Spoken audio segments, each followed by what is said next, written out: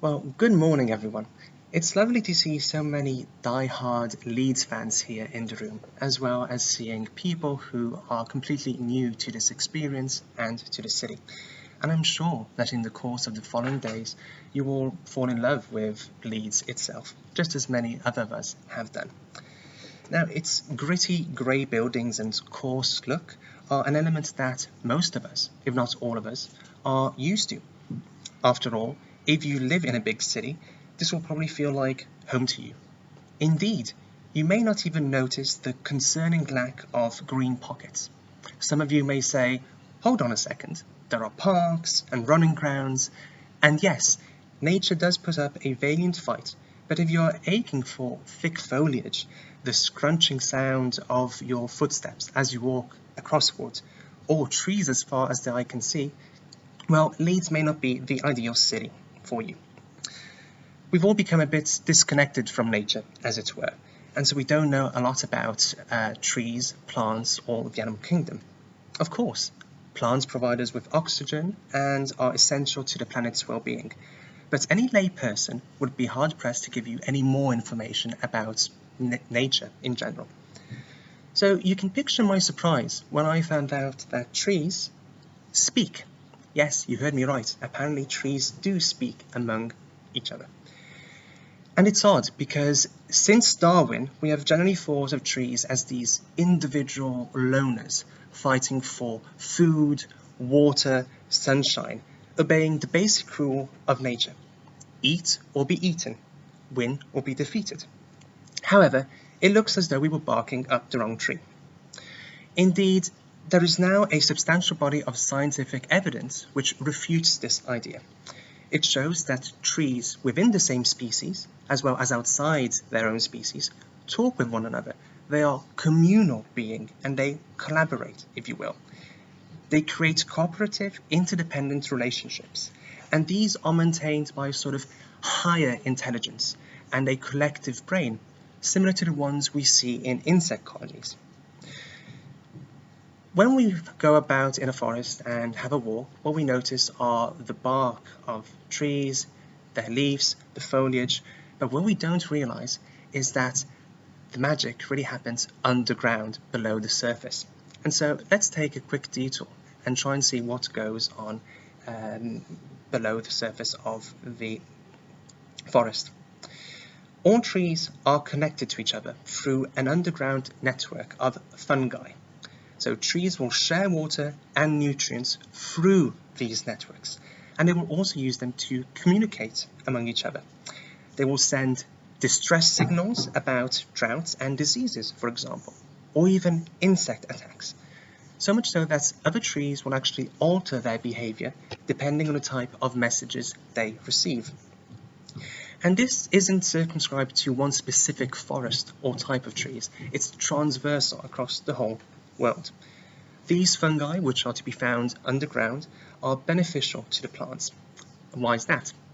They live in a symbiotic relationship. The fungi, of course, cannot see the sun and therefore can't photosynthesize. So what they do is they will send their tendrils, their roots, deep into the ground, look for water and nutrients such as phosphorus or other minerals, and send them up to the trees. The trees, of course, as they are above ground, can see the sunlight and photosynthesize the rays of sun into sugar. This sugar is then pumped back down underground and given to the fungi. So it's a mutually beneficial relationship that they have. Of course, as we are in the realm of science, researchers have given a name to this network, and they have dubbed it a mycorrhizal network. And these networks are incredibly important, as you can imagine, not only for the whole forest, but also for those young trees that live in shaded parts of the forest. They normally wouldn't get enough sunshine to survive and would wilt and shrivel and die. So how is it that when you walk into, let's say, these vast amounts of trees and copses of different type of plants, you find a thriving, lush environment? It's because these trees manage to survive thanks to the sugar and micronutrients that is pumped up through the network of fungi. One of the main responsible elements for this can be found in the larger trees. Now, we tend to say that size isn't everything, but that is the opposite in nature, where size, of course, is incredibly important, and the same has been found for these trees. The larger the tree, the more connections they will have in this underground network. Thanks to the deep roots, they will draw up water and make it available to all of the other trees in their surroundings.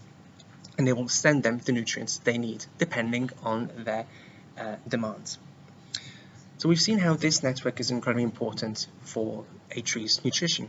But at the start, I did tell you that trees manage to talk. It might come across as a bit of an odd idea, but after all, we've always been anthropomorphizing trees. We have seen that in the legends of old, such as in ancient Greece, where vengeful gods would turn dryads and human beings into plants and flowers and trees, as well as in our recent pop culture. We all remember the willow in Pocahontas, who could talk to the character. So why is it that the idea of talking trees is so strange to all of us? Well, first of all, let me clarify one thing.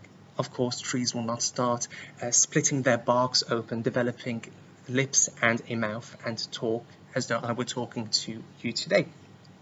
Rather, they use this network to send different impulses, and these impulses can be chemical, hormonal, or electric signals. And researchers have found that these electrical signals are very similar to the ones in the nervous systems of the animal kingdom, although once again, nobody has started saying that they possess neither neurons nor a brain. The main type of signals that are sent seem to be alarm or distress signals. So if someone starts eating the bark of a tree or their leaves, or they are hit by a swarm of insects, for example.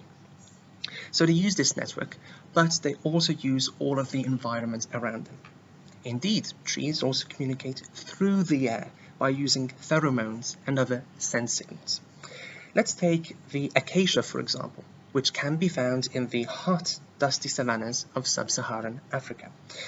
When a giraffe starts chewing on acacia leaves, the tree will notice the injury, as one does when, of course, you're being subject to an attack and part of your limbs are being shredded to bits.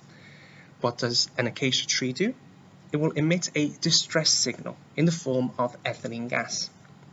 Upon detecting this gas, the neighboring trees, all acacia trees, will start pumping tannin into their leaves. Now, tannin is not a harmful substance. After all, we have it in our teas.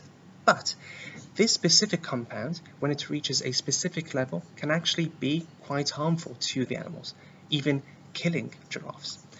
Now, giraffes have noticed that. After all, we see plenty of them roaming the savannas in Africa, so they must have caught on to the fact that trees somehow communicate. And so they will navigate the wind, because the reach of this gas, which is emitted by the first wounded tree, can only travel for about 100 yards when there's no wind. That means that they will move on for 100 yards, and then they will start eating other leaves.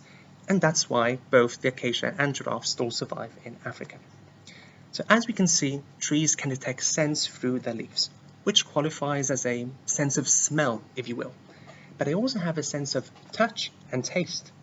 When pines, for example, come under attack by caterpillars who will start eating their leaves, the tree will recognize the specific type of animal that is attacking them. They will release a scent into the air, which will attract wasps. And these wasps will lay their eggs inside the caterpillars, and well, you don't need a PhD in botany or in forestry to understand that it will not go well for the caterpillars. But the trees, of course, will be safe and sound. So as we can see, trees protect each other.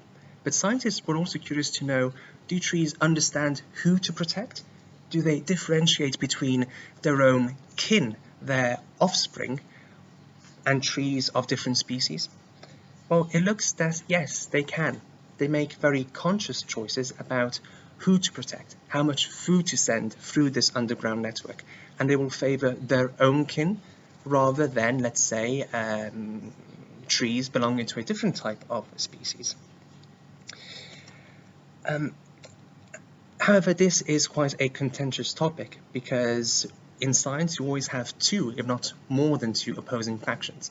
So we have researchers who believe that trees can actually communicate, that they do so with specific reasons and objectives, and other scientists who believe that the opposite is true, that nature is just following its course. Trees do not emit these signals and these pheromones with a specific idea or audience in mind. Nature has just programmed them to defend themselves somehow, and so they will release these elements into the environment, and what happens is that neighboring trees will just pick up on them and react accordingly. But there is no intent, there is no swarm intelligence at the heart of this relation. And so what do we believe? That trees collaborate together because they realize that there is strength in numbers? Or do we side with the faction of scientists who say, no, this is just an opportunistic, selfish relationship where nature is only looking to survive? Well, what has been found is that if neighboring trees die, that is true. The surviving trees will receive more sunlight, more micronutrients, and they will go faster, quicker. But they won't be as long-lasting. They will die a lot quicker because they will not have the support of their community to fight against natural disasters, such as ice storms, lightning strikes, or windstorms, or even the attack of insects. And so once again we go back to this concept of these big trees, which are called hub or mother trees, because they protect their offspring and they strengthen the whole community. And when these biggest, oldest trees are cut down, that also has an impact on the survival rate of younger trees. I may be a bit of a romantic at heart, although if you do get to know me, you will know that that is not true. But I would like to think that trees actually do communicate. They do talk with one another and look out for each other. So next time, when you may be in the Black Forest or in another of the beautiful forests we have here in England, and you go around, just stop in the middle of a copse of trees, close your eyes, and ask yourselves, what are they saying? Are they talking about me? Or are they just minding their own business? I would like to hear what your experience is if you do so in the future. Thank you for listening.